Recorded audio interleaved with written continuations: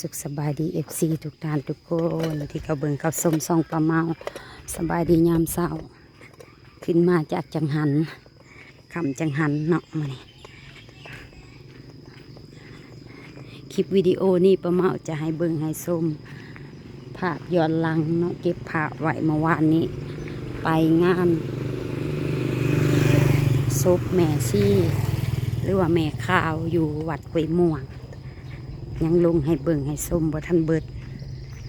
ต่อมาจะให้เบิ่งให้ส้มอีกเนาะ ส้มภาพย้อนหลังขอขอบอกขอบใจผู้ที่ติดตามก็เบิ่งเขาส้มขอบุญขอบคุณหลายๆทุกท่านทุกคนกดไลค์กดแชร์เป็นกำลังใจให้ป้าเมาหน่อยเด้อ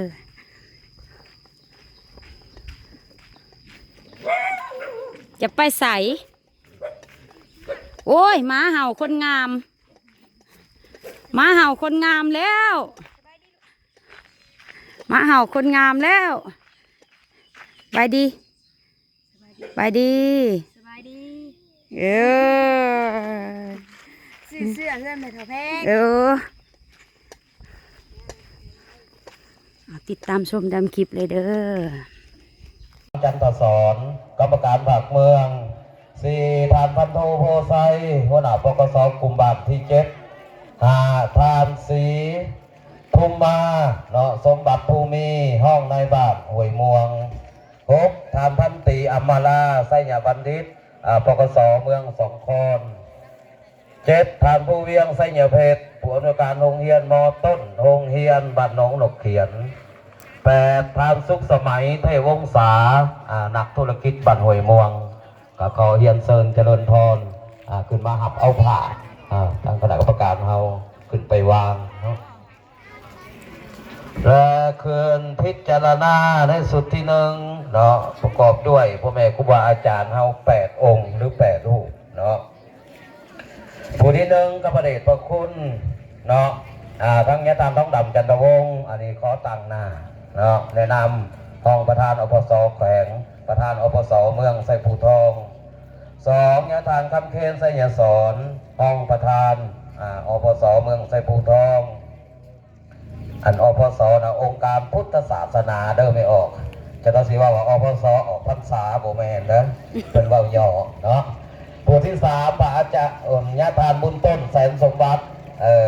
คณะอปสเมืองชนบุรี4พระอาจารย์สุกันจันทดีเนาะพระอาจารย์สุกันกันติธรรมโมคณะอปสเมืองพระอาจารย์สอนเพชรงนราชสิงห์หัวหน้ากรรมการศึกษาสงฆ์เมืองไซภูทอง6ยพ่อหอมไสยวงศ์คณะอปสเมืองประจำเขตเทือนหิน7ยพ่อสมฤทธิ์อรพันธ์เนาะคณะอปสเมืองประจำเขตนาพาน8พระอาจารย์คำพันธ์เนาะคณะเขตเทือนหินเนาะพระอาจารย์คำพันธ์กับทั้งนี้เป็นเอิญกันญาติจอยเนาะอย่าบอกเข้าใจกะขอกราบนิมนต์ก่อนหน่อยพ่อแม่กุ้งนำหยาบเด้อทางศรัทธาเฮาเอาให้ทางคณะการนำเฮาเป็นหยาบนำ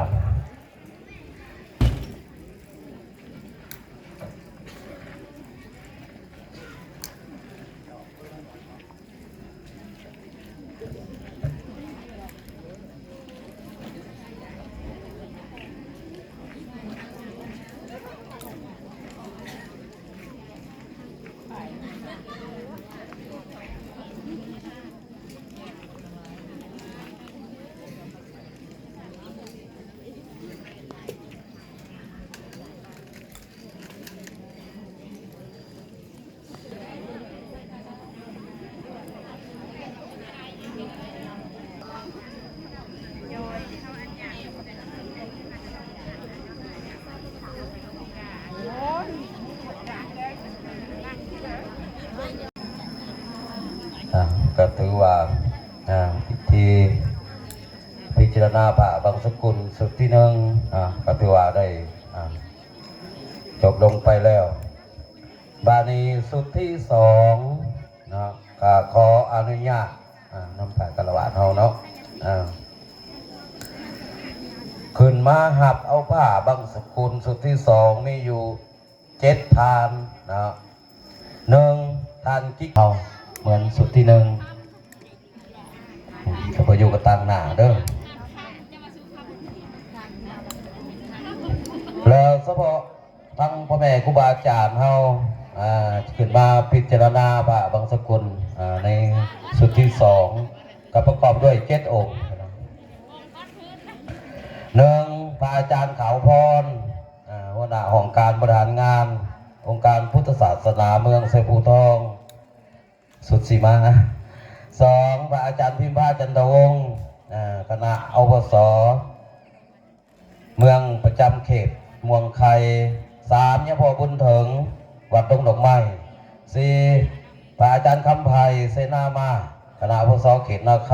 ำหกพระอาจารย์คำศรีเกตวงศ์คณะอปสเขตเมืองไข่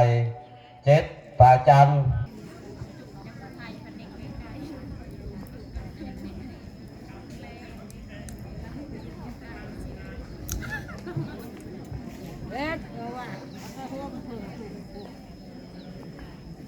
2 4 6อีกองค์หนึ่งก็ได้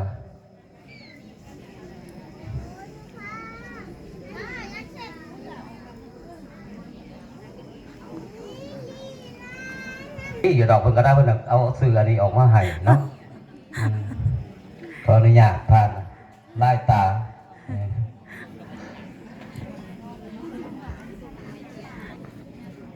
สุดที่สองเข้าหับบางสกุลสุดที่สอง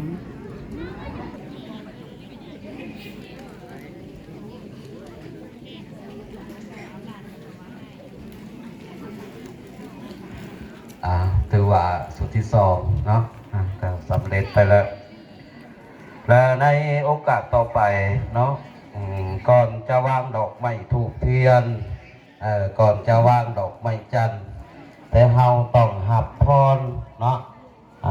ทั้งให้ญาติโยมเฮาหยาดน้ำแล้วก็หับพรเอาผ้าบางสกุลคือกันเนาะมีอนุกรรมการเฮาเพิ่นถวายจะตูปัจจัยแล้วก็ด้วยผ้าบางสกุลพร้อมฮัลโหลเพราะว่าถ้าเฮาการสิหับบางสกุลเบิดออกกล้าแต่เฮาฮัลโหลเวลาบ่พอพอซะแล้วก็ได้จัดเป็น2 สุดกับพระเทรานุเทระเนาะในคณะกรรมการจากนั้นพ่อแม่ครูบาอาจารย์ที่สละเวลามาห่วมกันนิมนต์ออกมาทั้งนี้ละผู้ที่บ่ได้พิจารณาบางสกุลเนาะมาหับเอาผ้าบางกันเด้อหลังจากวางแล้วก็ยางมาทั้งนี้แหละครับเอาผ้าเนาะผ้าเหลืองเอาเมื่อใครบ่ได้ก็ต่อเด้อใส่ขาวบ่มีผ้าขาวเพิ่นเอาผ้าเหลืองให้ก็หับโลดเอาเมื่อ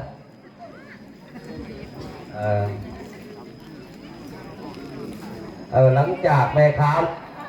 เยี่ยมเชิญเจริญพรเนาะทางการนำเฮาเนาะแต่ตามไปด้วยออกต้นยานโยมและที่มาห่วมในงานเนาะขึ้นไปวางพื้นดอกไม้ธูปเทียนแล้วกับพักพรเนาะวาระต่อไปกับแม่นที่ได้บอกหน้าที่ผู้รับผิดชอบทางลงศพเนาะทางวิศาการเพิ่นเข้าสู่พิธีเพิ่นต่อไปเนาะแล้วก็ถือว่าในนามจัดพิธีมื้อนี้เนาะได้สิ้นสุดลงเพียงเท่านี้เนาะญาติโยมเฮาวาระต่อไปก็เป็นการประชุมเพลิงเนาะจุดนั่นแหละภาษาบ้านเฮาภาษาสุภาพประชุมเพลิงบางบ่อนเพิ่นประชุมเพลิงเย็นประชุมเพลิงฮ้อนเพิ่งเย็นหรือมันโมมีภาษาในตาเปิดว่าเพิ่งภาษาบ้านเฮาน่ะไผ่ไผ่จูดเพิ่นบอกเข้าใจความหมายเพิ่งหอดเพิ่งเย็นเนาะถวายเพิ่งเย็นน่ะคือกับถวายดอกไม้ธูปเทียนดอกไม้จันทร์ธูปเทียนเพิ่นเพิ่งเย็นคนจริงบ่ถึงดอกเพิ่งเย็นนะอันไผ่เย็นอยู่เลยสิมีแต่ไผ่ผ้าก็ยังหอดนี่จะเพิ่งห่อนนั่นละเนาะก็ถือว่าวาระต่อไปนี่แหละสังขารเด้อไม่ออกพอออกบ้านเข้าก็ดีตัวปวงส้นก็ดีทุก อย่างครอบครองสัวข้าวผมมีของเอาจักอย่างเนาะธาตุทั้งสี่ขันธ์ทั้งห้าเพื่อนว่าคนเฮาธาตุทั้งสี่ธาตุขาดธาตุใดธาตุหนึ่งมีอาการธาตุอย่างธาตุดินน้ำลมไฟนั่นเลย มองเข้าไปวาง เราจะเผาทุกมื้อ วางไม่เป็นที่เก็บเอาไว้แล้วเนาะเรียกว่าฟืนเราภาษาบ้านเอาเรียกว่าไม่คูณไม่ย่อ เขาเอาบวชได้เพื่อไปบริจาคไปเอาอันไม้ไปใส่ลำโพง สลังกับเสาขาวเข้าไป วางพื้นแล้วก็ตั้งใจเด้อแมวเด้อเป็นยังไงว่าให้ตั้งใจแต่มันเสียงมันดังไปจะโอ้จะเป็นลมไปจะว่า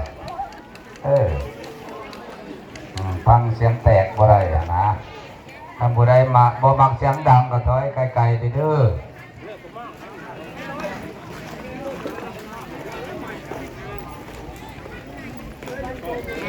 เอา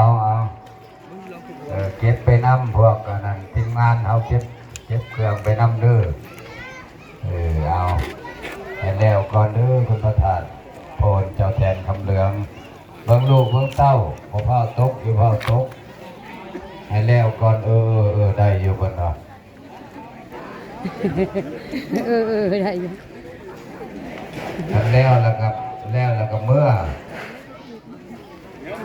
ดำหน้าเด้อไปอยู่ดนเมื่อนั้นโอ้ยไปปองซุปมาดนแต่ปัจจุบัน ให้สุขมาในลำด้วยเด้อออกตนยันย่อมเฮาให้มีสุขภาพเข้มแข็งเจ็บหัวเข่าก็ให้เศร้าซะเจ็บหัวเข่าก็กอกแจกๆก็ให้เศร้าซะ